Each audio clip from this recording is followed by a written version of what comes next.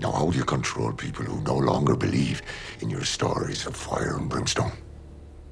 People who do not seem to fear. You create something to fear. Nothing about this movie should have worked. The original Omen is one of the most influential religious horror movies ever made, and when I first heard that a prequel was being made from a first-time director to a movie whose backstory didn't feel like it needed to be told, there was not a single part of me that had any sort of expectation that this was going to be anything other than the by-the-numbers, phoned-in movie trying to catch the wave of franchise revivals. I felt that way for a long time, until the first trailer for it came out and was actually good. Like, really good. Unusually good, in fact, especially for a horror movie from a major studio like 20th Century Fox. Sorry, not sorry, Disney, that 20th Century Fox intro was an integral part of my childhood, and you'll never hear me calling it Searchlight Pictures no matter how many movies you put that in front of. Guards were still up on this one though, because the trailer was very vague with almost no story details, only a couple of words, and the focus was more on these really cool reverse shots and artistic look. It was a stylistic trailer, and I was well aware that it very easily could have just been cut by someone who really knew how to make a bad movie look good. And I have to say, the First Omen may be the most surprised I have been by any of the major franchise continuations, because not only was it actually really good, it immediately became my favorite sequel in the franchise. Arkasha Stevenson's The First Omen made some pretty significant retcons to some of the lore of the franchise and expanded on certain things that were never really clarified before, and it's hard not to respect some of the really bold swings she took, especially when some of it genuinely makes the original movie better. I also loved how unafraid she was to push the comfort level with the way some of the subject matter in this film is handled. It was kind of a funny release at the same time because Immaculate had come out just a few weeks prior, and these two movies have a hilariously similar premise and overall story, and I really enjoyed both of them, but for me, The First Omen is the one that's really stuck in my head and continued to impress on rewatch. I have a soft spot for the Omen films, and I was kind of sad after making that video on the remake, even though I don't like that movie, that I had reached the end. So I'm glad to at least get to talk about one more here. So let's take a look at a movie that really had no reason to be as good as it is, Arkasha Stevenson's The First Omen. Okay, so to avoid me getting distracted every 3 seconds while talking about the story, I'm just going to take a few minutes right at the start here to gush about the breathtaking style and tone of this movie, and then restrict myself from mentioning it later on. Of course, Nosferatu is really the big talk when it comes to beautifully filmed horror movies in 2024, and to me, if that movie hadn't come out the same year, The First Omen would far and away be the most beautifully shot horror movie of the entire year. And I was just staggered by the frequency at which I would be blown away by some ridiculously well-composed image. It's this steady, unending flow of stunning romantic era artwork from cinematographer Aaron Morton, and it feels like every couple of shots here you get some stunningly beautiful new painting to gawk at. What I love so much about this though is that it doesn't feel forced or like it's trying to overly call attention to itself.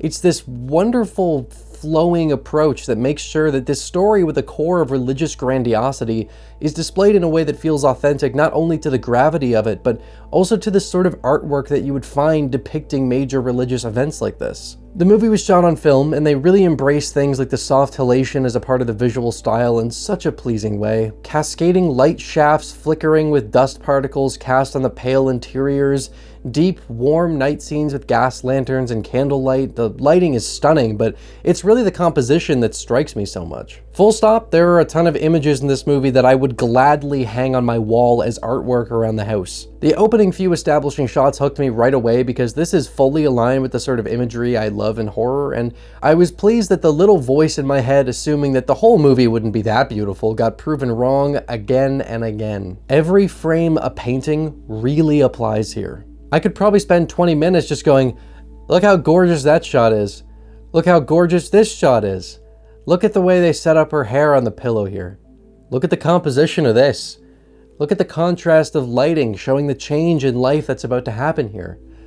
Look how gorgeous this shot is. But that would be incredibly boring for you to listen to me draw on and on like that, and really, you should just watch the movie to appreciate how stunning it all is. I will say before moving on that one of my favorite things about this movie is how well it managed to recreate the look and feel of something that would have come out in the 70s. The opening credits and title card have a great old school typeface and a soft glow to them that I love. The way they use zoom lenses for certain shots is very much something you don't see as much these days, and that soft, warm color palette matches so well. It almost feels like just a ridiculously good transfer of something that was actually shot in the 70s, and I really appreciate the work that went into presenting all of this with so much attention to that kind of thing. I'm going to extend this to the sound design and score as well. The soundtrack was done by the, in my eyes, legendary Mark Corvin, whose work is always fantastic, and he delivers here once again with something to be remembered. You've got that sort of experimental touch that you'd expect with Corvin's scores, lots of that shrilly choir stuff that he did on The Witch, but he did a really great job of blending that in with a much more traditional style of horror composition, and really understood Jerry Goldsmith's approach to writing music. The Omen soundtrack is an all-timer without question, and I love the restraint to save the use of the actual theme for basically the end of the movie when Damien is finally born, because it takes what I'm sure other films would have used as a way to nostalgia bait people into taking lame moments more seriously, and instead allows that iconic theme to explode in the most impactful way it possibly can. Another reason I love this is because it doesn't steal any of the thunder in the connection that that theme has with Damien Thorne, which it definitely would have had they used it more frequently throughout the movie, but having it blare for the first time when Damien is born really lets you know that this is Damien's theme. A boy. We have him.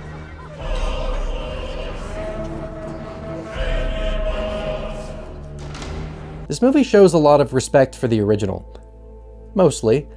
There are some pretty big issues in terms of continuity that we'll get to, and some questionable decisions regarding certain changes to some characters and events, but for now, I'm purely focusing on the technical craft of the presentation. The music is great, in other words. The sound design as well really stood out to me, with these sort of water droplet sounding vocals from the choirs at certain points that give a strange ethereal quality to it. It's great, and what I really loved was the contrast between the feeling of being in the orphanage where everything is grand and echoey, and then when we get these moments where kids are talking in these quiet scenes at night, it's very intimate. This is something that obviously happens in every movie. Quieter scenes are quieter. I am blowing your fucking mind right now, but there's something that feels more intentionally intimate with the way they mix the audio of the quieter scenes here that really tickles my toes. I'm so sorry this is happening to you, my child. But nothing will change if you decide to leave. The movie has this lovely, lush tone from the beginning that eventually shifts into a very dreamy feeling that just had me sort of gazing at the screen in complete enchantment. The baby you're about to bear will redeem the church, will bring the people back to God. It is an oddly cozy feeling movie, which I'll admit is likely in part thanks to the fact that I love The Omen so much, and 70s religious horror just really does it for me, and this movie is capturing that feeling wonderfully. But when you've got a calm, swirling choir underscoring someone quietly talking in a deeply religious space, or sitting in a warm apartment building with gentle lights and a soft-spoken Ralph Ineson with an Irish accent going on, it's hard not to get lulled into a sense of calm. They really nailed the overall vibe of the first movie, and it fits in well with the original while also doing its own thing and being very artistic with the presentation. And it's one of the main things that really shocked me since, again, this was Stevenson's directorial debut, and you don't often see a first-time director managing to pull such a consistently enchanting artistic feel from their story. It's really incredible, and I could go on gushing about how much I love the style here, but I feel like the point's been made. One thing I do want to mention is that there is a continuity error with the timeline connecting this movie and the original. I'll be talking a lot more about this kind of thing later on, but this movie takes place in 1971, which is an immediate contradiction to the birth year that we see on the headstone written in Roman numerals, which translates to 1970. Not the worst offense by any means. It's not like we got a Texas Chainsaw situation where she's apparently 40 years old, but I thought it was interesting to point out. That headstone and the contents of its grave will be a big point of discussion in a bit, but let's talk about the other stuff first, because we're going to get real weird and headcanon-y with all that. The film opens with Father Brennan, who was played by Patrick Troughton in the original, now played by the always amazing Ralph Ineson, approaching a church to speak with another priest about a conspiracy within the church. And this dude is played by Charles motherfucking Dance, who feels right at home in a movie like this. She wasn't conceived naturally. Father Brennan was the priest who tried time and time again to warn Robert about the true identity of his son and the conspiracy which occurred on the night of his birth. And by the time we see him in that movie, he's driven to a rambling madman self-medicating on morphine, but he's not reached that point quite yet here. The coroner's report shows that he was riddled with cancer, high on morphine most of the time, injected himself 2 or 3 times a day. As Father Harris tells Father Brennan about the occult activity in the church, he's clearly grown weary through his involvement and knowledge of what's been going on. And this opening scene makes one hell of an impression when the two go outside and look to have a near miss with an accident from a worker crew from above them. The way that they frame this whole thing is fantastic, because if you've seen the other Omen films, then you're expecting these sort of freak accidents, and they make it seem like a near miss. But when Father Harris stumbles a bit while walking away and we see the horrified look on Father Brennan's face, and then we see that Father Harris is now working with the same sort of neurological resources as the people who say every From Software game is the same are. It's pretty crazy. It's a solid opening scene that does a good job of establishing the tone of the movie and also gives us one of those iconic freak accidents that this franchise is oh so good at, but the main purpose that it serves is in introducing us to some of the details surrounding the church attempting to birth the Antichrist through unnatural means. It's pretty intense too. They really don't pull punches here with the chilling, panicked breathing that we see as the veil over this woman's head sucks in and out against her terrified mouth. She was a volunteer, but it seems that she's had enough, but they're not listening to her pleas to make it stop. We pick up with Margaret, a young nun who's come to Italy to join an orphanage and take her vows, and right off the bat, there's some stuff set up that I really enjoy. So, in the original movie, the reason that there was this conspiracy to birth the Antichrist was because... Hail Satan! It is by means of a human personality entirely in his possession that Satan will wage his last formidable offense. I'm not criticizing the simple motivations there, but even the people who made the original expressed years later that they wished they'd fleshed out that side of the story a bit more, and this is where Stevenson's take brings one of the best elements to the table and even ties into real-world events. In May of 1968, there was a massive counterculture revolution driven by the youth in Paris, and the ripples of it extended out into other parts of Europe in the following years with anti-war protests, pushback against the functions of the church, as well as many other facets of government and education. When Margaret arrives in Italy, we're seeing parts of that revolution that have reached this region, and there are massive protests going on throughout the city, which necessitates protected transport because she's involved in the church, and there's so much animosity directed towards them at the moment. One of the big reveals that I absolutely adore in this story is that we learn later on from Father Brennan that these protests and the counterculture movement have the church fearful of losing their grip on power, because if an entire generation is beginning to reject the teachings of the church and not believe in their stories, then religion isn't going to have any influence over them. What do you think that church is most frightened of? The devil? Secularism. The fear of an increasingly secular culture led some in the church to feel that something drastic needed to happen in order to sway people back under their wing, and so they felt that if they were able to bring the Antichrist into the world, the darkness that it would bring to humanity would cause the people pushing against the church to come back to them seeking protection and guidance. Essentially, they need to create something to fear that will be an undeniable show of the existence of heaven and hell. So with a satanic being wreaking havoc through the world, even the most secular of people will be forced to face the truth of God in the church's eyes and follow them once again. This movie isn't perfect, and there are a couple of things that are still question marks for me, but in my eyes, this explanation is vastly more interesting than what was presented in the original movie, and flat out improves on that story. And what I really love is how it doesn't step on the toes of what the original was doing or take anything away from it. It's just a straight upgrade that grounds the story in a real part of history and creates a fleshed out motivation for some twisted members of the church to create something truly evil. Something that I realized while covering this franchise during the lead up to the release of this movie was that the thing that I really love about The Omen is not the elaborate death scenes.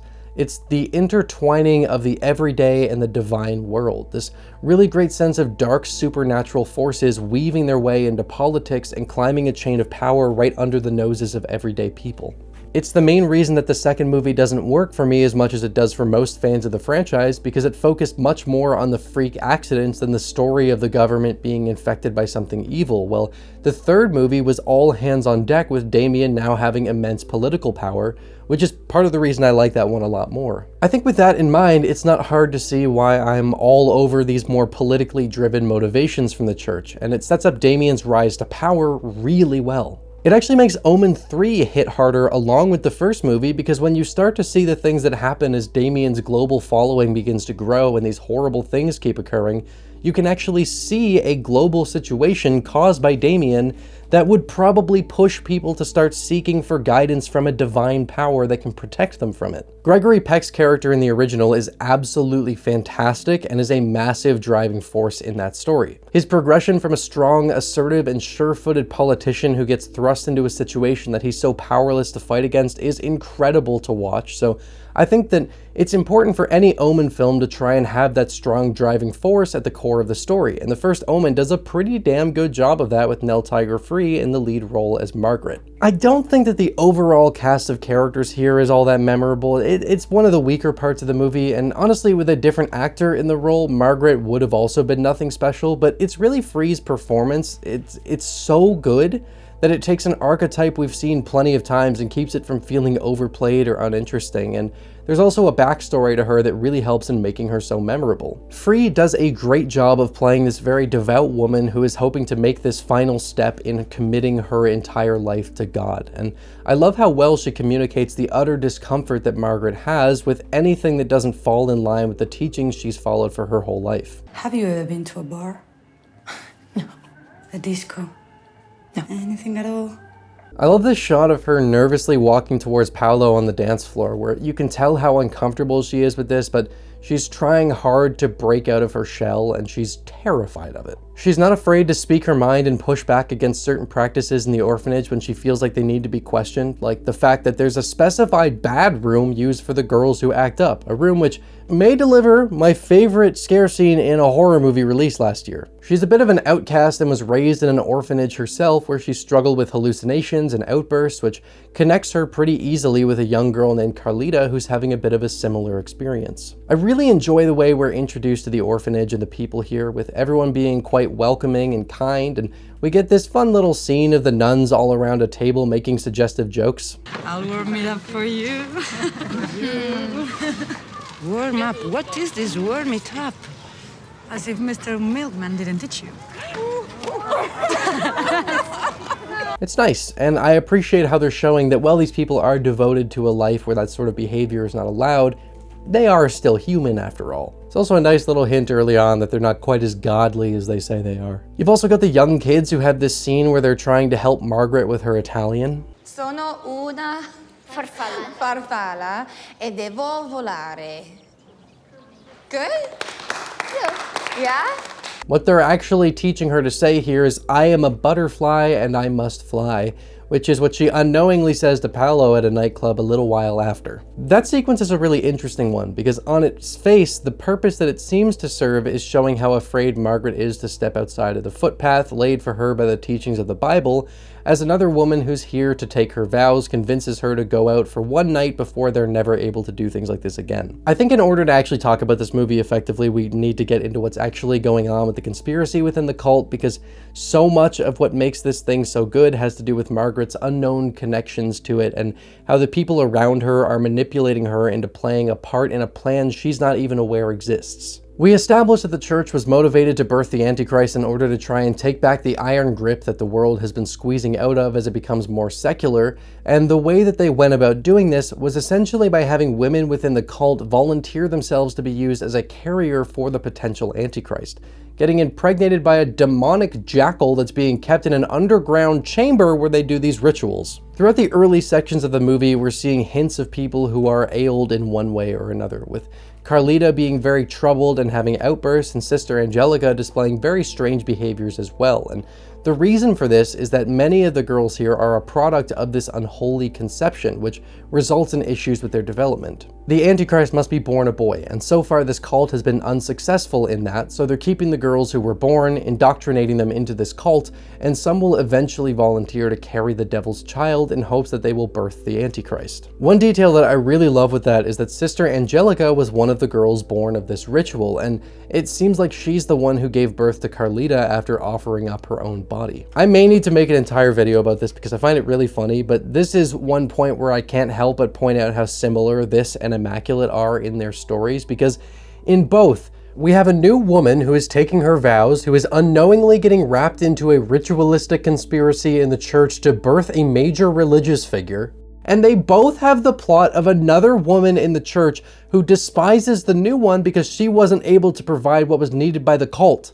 It's insane. Anyway, Sister Angelica is disdainful towards Margaret because she feels like she was so close to what would have been seen by her as the glory of birthing the son of Satan, and she's likely even more angry about this because Margaret isn't willingly giving herself over to this like she did, so she's seeing someone who's not a devout believer in what this ritual is aiming for, but is now being eyed as their savior, while the one who gave herself to the cause is being thrown to the side. It's a great little whispered storyline that goes on through the first act of the movie, with Sister Angelica being somewhat protective over Carlita and trying to connect with her but not being able to get too close or reveal the connection, and after she dies we see her with her arm around Carlita. To me, this seems to all be pointing to her being Carlita's mother, so there's some really fucked up satanic inbreeding going on here because she's also her sister. On top of being born ailed, the experience of going through mating with the devil and birthing an unholy child likely drove her even more mad, which explains the sort of distant anger that we see in the few moments she has in the movie. It's easy to see the scene of her hanging herself from the window as nothing more than a nod to the opening of the original, but when you take into consideration her backstory with this cult, there's a hell of a lot more going on here than that. This devout worshipper of Satan was probably holding on to some hope that she would be given another chance to birth the Antichrist, and when Margaret came around, she was faced with the reality that the church no longer has any interest in her, and she's also not able to connect with her daughter. She feels that she has no purpose, but wants so badly for her life to be given to the devil, and so in one last act of devotion, she sacrifices herself for him. Now, the one issue that I have with this is probably because I'm such a fan of the original, and it's, you know, one of the main horror movies that I grew up with, but there is an issue here that you risk running into with a prequel when you try and pay homage to the original. Having this moment of Sister Angelica proclaim "it's all for you" and then hang herself and smash through a window takes away some of the in-world potency of when this happens with Holly in the original, because this means that Holly's death was not the first time this happened. It may seem like a small issue, I know, but it is actually something that bothers me because it makes Holly's death less special in the overall narrative. I think I would have preferred if they hadn't so directly recreated her death here because it winds up feeling reductive to me. So, Margaret was, along with Carlita, Sister Angelica, and likely many more at this orphanage, a product of this ritual to bring about the Antichrist, and she's now being lured back in so that they can impregnate her in the hopes that she will finally be the one who births a male child. She talks about having hallucinations and being a problem child, both of which are because she's not fully human. Throughout the movie, we see glimpses of her connection to this devil jackal thing that the church has hidden away in a chamber, with certain scenes showing these distorted hallucinations of religious and maternal imagery. She sees a really creepy nun in her room, she hallucinates the voices of the nuns at her childhood orphanage talking about how she's misbehaving, and there's also the absolutely insane birth scene where some of that demonic imagery manifests itself into her mind. I appreciate how these scenes are properly motivated by the fact that she is only half human, and these things pop up because of her connection to the devil, where now Carlita is included in the story to expand on the conspiracy that the church has been a part of, but for a large majority of the movie, her purpose as a character is to act as a red herring to make us believe that she is the one who's going to be used to try and birth the Antichrist, as Father Brennan believes her to be the child shown in the photo that Father Harris gave him at the beginning of the movie, and said that the baby in the photo was the next candidate chosen by the church. The issue is that Carlita is way too obvious of a red herring because they explain what Father Brennan believes is going to happen to her way too early on in the movie for us to ever really believe that it's the full picture, and she also doesn't get developed enough to be poised as such an important character in the story. They needed to give her more of a focus and flesh her out beyond the troubled child who connects with Margaret because she can relate with her if they wanted this to actually be an effective red herring, but instead, because she's sort of peripheral, you spend the whole movie just waiting for the flip of the coin that you know is coming when they finally reveal that Carlita was in fact not the child in the photo, or at the very least that Father Brennan was mistaken about what Carlita's role in all of this actually is. Aside from that, they needed some more time before revealing what Father Brennan believes is happening, because as an audience, we're conditioned to believe that if something this core to the story is revealed really early on, it's probably a misdirect. And it is. They play the moment when Margaret realizes that she was actually the baby in the photo like it's some grand, super shocking reveal, when I'd wager that by this point of the movie, most people have already figured out what's going on, at least to some degree. It really seems like they thought this was much more of a holy shit moment than it actually is. Carlita's inclusion in the story unfortunately doesn't expand much beyond her usage as an attempt to mislead the audience, and it's such an obvious one that her lack of development and presence throughout the rest of the movie winds up feeling kind of redundant. She's sort of just there for a lot of the things that happen when they could have done so much more with her. With a character like Carlita having as much screen time as she does and still feeling underdeveloped, I don't think it's any surprise to say that this movie's issues with character depth get even worse with the side characters. Paolo is an interesting example because I actually really like his very brief screen time, especially the scene at the club where you can feel the chemistry between him and Margaret very clearly, and his death is one of the most memorable scenes of the whole movie, with him trying to warn Margaret about what's happening long before she finds out when he points to where the mark of the beast is on her head. The thing is though, it's really not the script that makes Paolo a character that I like. It's pretty much all Andrea Arcangeli's performance. His actual role in the story is left really unclear, and while there are many stories that don't get clearly explained, like that whole thing with Sister Angelica, Paolo's inclusion needed some more context because it's kind of confusing. He's at the nightclub and spends the night with Margaret, and then we see him with the cult when she remembers some of what happened that night, and it turns out that this was the night when she was impregnated by the jackal after presumably being drugged. His participation here is sort of confusing because he's clearly a part of the cult in some form, but he also seems to feel very guilty about what he did. What I'm assuming happened here is that he hadn't been a part of these plans before and was only a part of the conspiracy as a supporter of their cause, and when he was faced with the reality of what it actually means to do this to someone, he was horrified by it. He may not have been prepared to feel a connection to Margaret, and so when he actually had to go through with playing a part in her being brought to the ritual,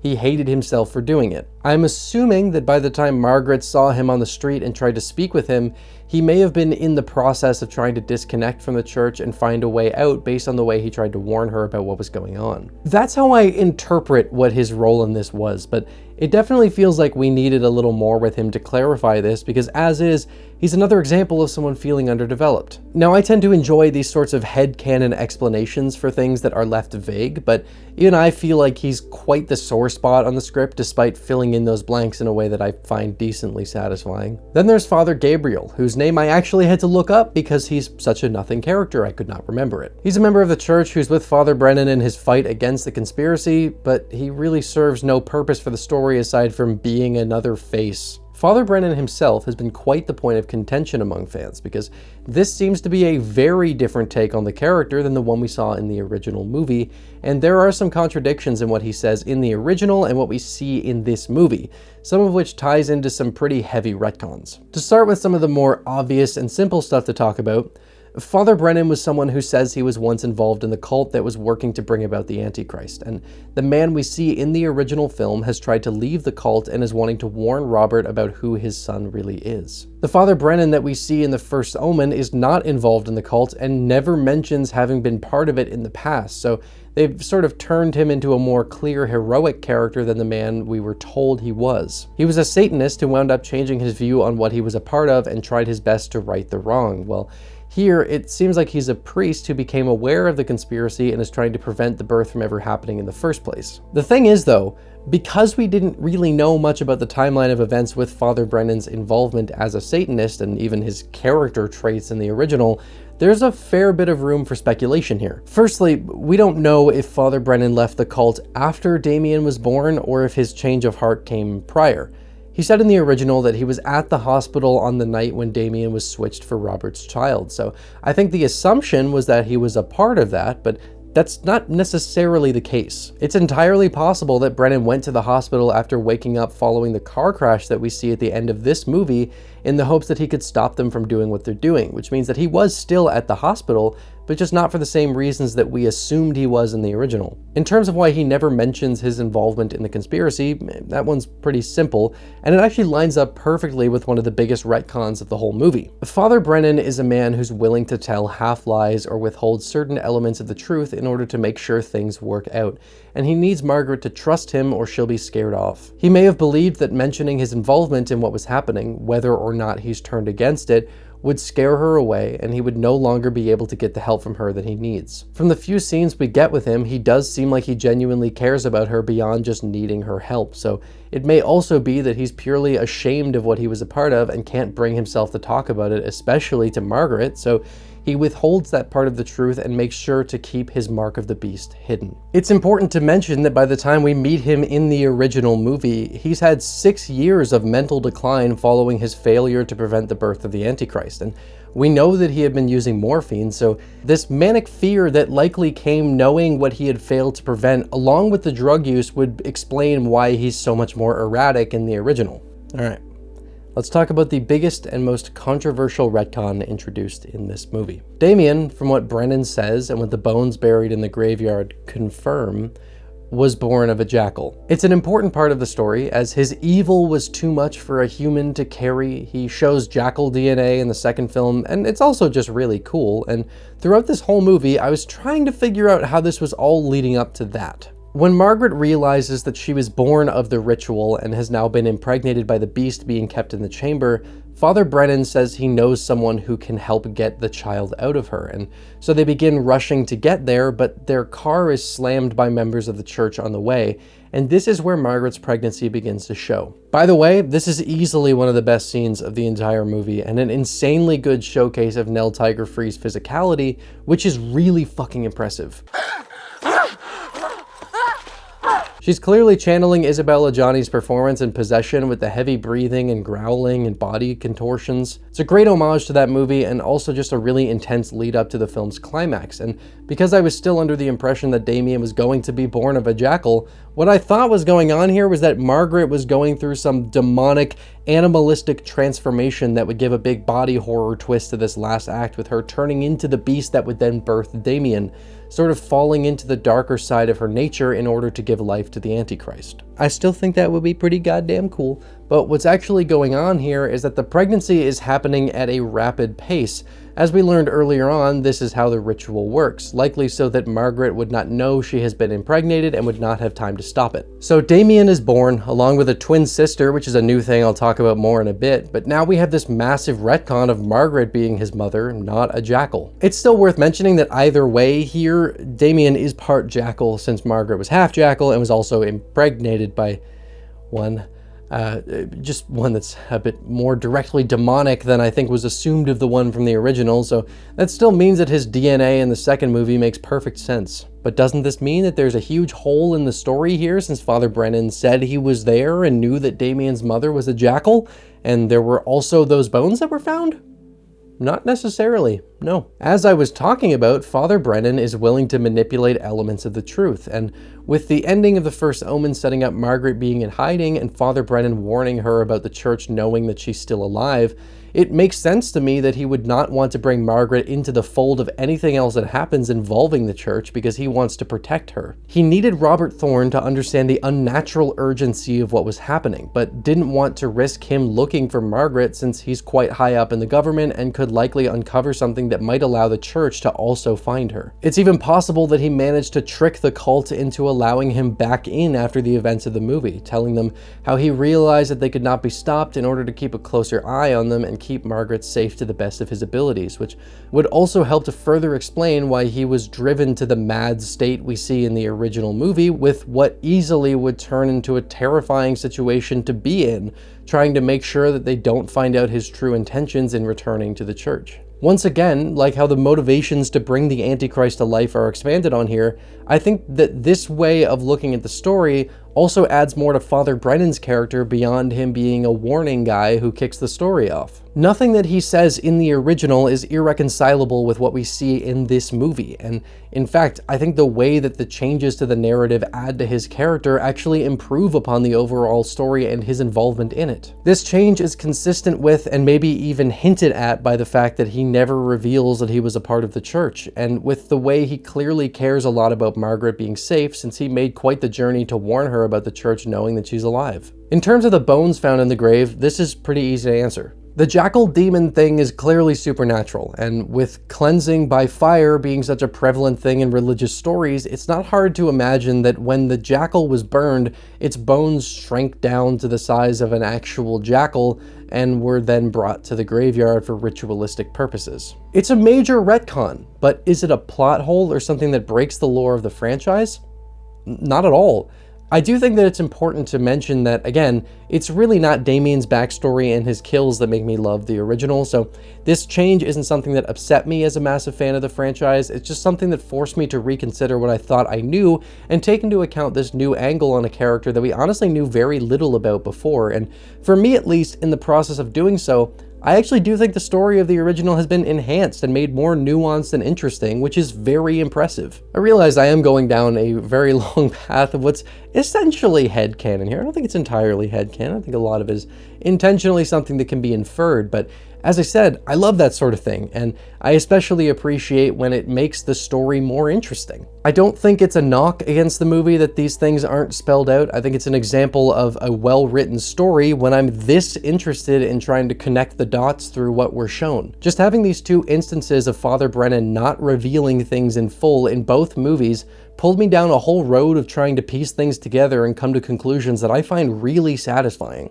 If a filmmaker is able to make me feel like they're hiding something from me and I'm interested enough to go look for it, to me that's a sign of a damn good story. Before I get into the film's ending, I want to talk about how they went about constructing the scares here, because I honestly think the First Omen doesn't get nearly enough credit for how well it handled that side of things. Because Margaret has this connection to the devil, she has hallucinations throughout the film that help to justify the scares beyond the standard, well, there's evil shit here, that you usually get. Not that there's anything inherently wrong with that, by the way. I'm just saying I like how there's an actual reason for certain jump scares. Like this bone-chilling one early on where she sees an evil nun. They craft this sequence so well, with her first hearing the voices of the nuns from her childhood whispering outside of her door about how she's a bad girl before her gaze is drawn to another part of the room, and the curtain is blowing back and forth before revealing the nun. There's no big jump scare sound, just the sort of icy, evil laughing noise that comes from this thing's mouth, and it's really great.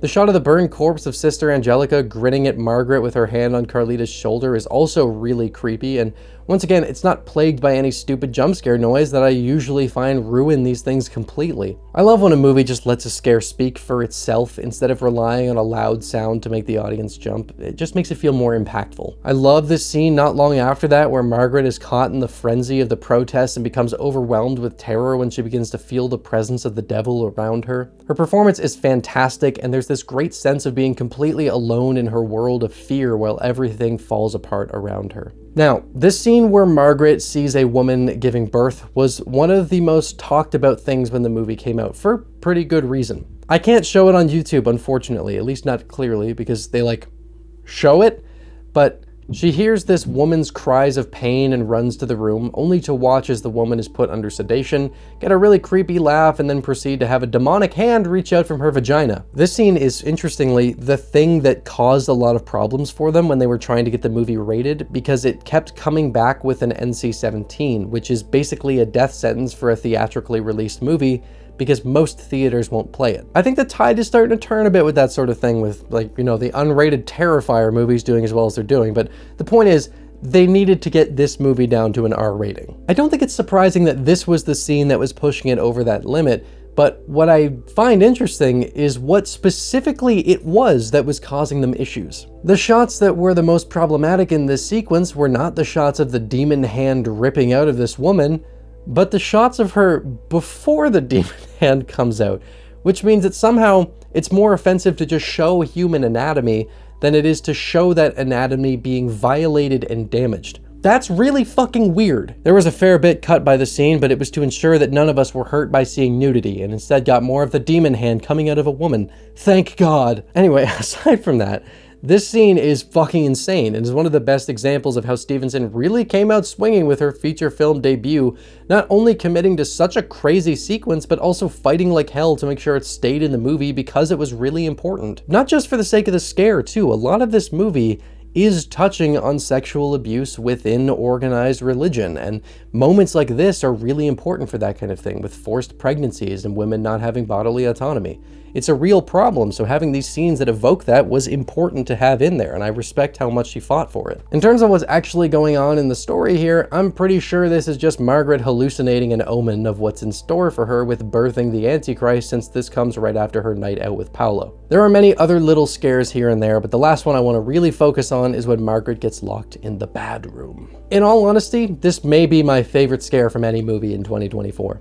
I do think that part of that is because the screens at my theater really aren't the best, so I genuinely could not tell what I was looking at in the dark until it got a bit closer. At home, I found it much more obvious that there's a person crouched down in the corner, but the first time I saw this movie, all I could make out was the movement of something in the dark and the chilling giggles coming from whatever it was. As Sister Angelica's body comes more into view and you see how horribly burned she is and she's just laughing as she emerges from shadow, it's truly fucking scary. I do think that the big jump scare at the end is wholly unnecessary and kills some of the creep factor, but everything leading up to it is so good. Genuinely freaked the shit out of me on my first watch. Okay, well with that, it's time to talk about the ending of The First Omen and where things may be going from here. So after the car crash and Margaret being taken to the chamber, she has a C-section, and with that, Damien is born, alongside a new twin sister who has never been something we've known about before. And no, this is not Delia from Omen 4, by the way. First of all, that movie's not fucking canon. Second of all, that was Damien's daughter, not his sister. Now, I do feel like we sort of get teased with an ending being set up that would have been absolutely insane and a perfect setup for the darkness that is Damien, because after the two babies are born, Margaret tricks the cult and manages to fight back a bit, and knowing what her child is, she grabs him and makes it pretty clear what she's planning to do. Now, there was an opportunity here for a fucking gut punch of an ending where Margaret actually goes through with this in an act of defiance for her being forcefully involved in this conspiracy and to protect the world from what her child will bring. If she had gone through with this and then realized that she had grabbed the wrong child and was instead holding the girl, that conclusion would have so perfectly tied into the vile nature of Damien and the plan to bring him into the world. It's not what happens though, as Margaret is stopped before she can do anything, and to be fair, if it had happened, it would have actually broken some of what I was saying about Father Brennan, because he would have less of a reason to lie about how Damien was born to Robert, since Margaret would likely have been killed right after. And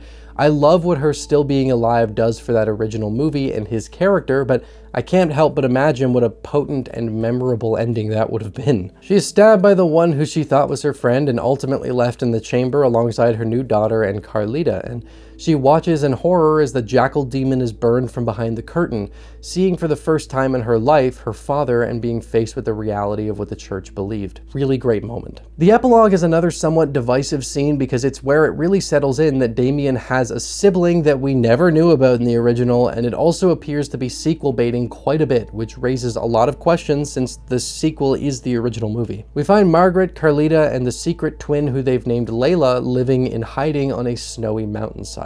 A few years have passed since the climax of the film, and Father Brennan finds his way to them to warn them that the church knows they're alive and that they're in danger. What I find so intriguing about this is that this sequence looks to take place right around or a little before Layla and Damien would be turning 6 years old, which means that this epilogue coincides with where we pick up after the prologue of the original. Honestly, this whole sequence could make or break the entire movie for some people, not because of anything that happens during it, but because of the major implications that it has on this movie being a one and done story, which it doesn't appear to be. Stevenson has expressed a lot of interest in exploring more of the world that she did here, talking about wanting to dive into the history of the jackal demon and also, of course, what happens with Margaret, Carlita, and Layla and how that ties into the original film. Doing a prequel to explore the jackal is something I'm not too sure about. I don't think I have too much interest in it, but considering that one of the main things I love about the third movie is that back and forth pursuit of the church going after Damien, The notion of something like that from another angle is certainly something I'd like to see. It is sort of an awkward way to end the movie though, because up to the climax there was really no indication that this was going to be anything more than a prequel, so having at least 2 other movies set up in the last 10 minutes out of nowhere feels like you're getting jerked around in the last chunk. They know you're alive. You weren't supposed to survive. None of you were. Especially the girl. It's also a risk because there's always potential that those movies never get made, and if that's the case, then we're just left with this sort of tacked-on epilogue that exists for little more than having that big Damien moment for the final shot. They've even given it a name. Your son. Damien.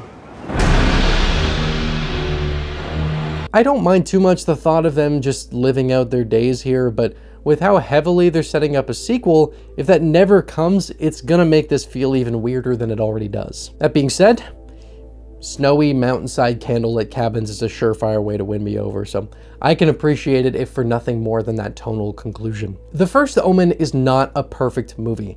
It's got its fair share of clunkiness and also pretty much requires you to be okay with headcanon shifts in order for it to flow well with the original, but there's no way to get around saying that I really, really like this movie, and yeah, it's probably my favorite entry in the franchise since the original. There was just no part of me that was expecting the sort of elegant craftsmanship on display here, and it was one of those movies that instantly made me keep a laser-focused eye on anything that the director does next, because especially for a first outing, this is pretty amazing. And it dovetails super well into the first movie. When you get that scene where they pull out Robert Thorne's picture in the car, I'm like, all right, now I just want to watch The Omen right away. And I feel like these would flow really well together. Certain changes to the lore actually improve on what was found in the original, and there's a great balance of Stevenson altering things about the story without feeling like she's being disrespectful to the original, save for 1 or 2 moments that I wasn't a huge fan of. When it first came out, I wasn't even sure if I liked it as an Omen prequel or just as a standalone movie, and honestly, I do still go back and forth on that, but the more I think about it, the more I genuinely start to appreciate what this offers to the franchise beyond its self-contained merits. A prequel to a beloved classic horror movie in 2024 from a major studio and a first-time director is not a movie where you'd expect to find something this well made, even with its blemishes. I'm sort of warily curious about the other films that Stevenson has talked about because one doesn't feel very necessary and the other could have major struggles since its timeline would be parallel with the original instead of being able to work entirely in its own sandbox, but I didn't think that this movie would have anything to offer, so I'm not going to say I don't want to see those. Thanks for watching through to the end. I hope you enjoyed the video enough that you want to see more, and if that's the case, consider subscribing and hitting the notification bell because YouTube can sometimes suck at recommending channels. A huge thank you to my wonderful Patreon supporters and YouTube channel members who are a massive help in allowing me to continue committing as much time as I can to making these videos. If you want to gain access to things like behind the scenes material or gain early access to my videos, consider supporting me on either platform. As always, thank you for stopping by Rocklin Graves. I hope you've enjoyed your stay.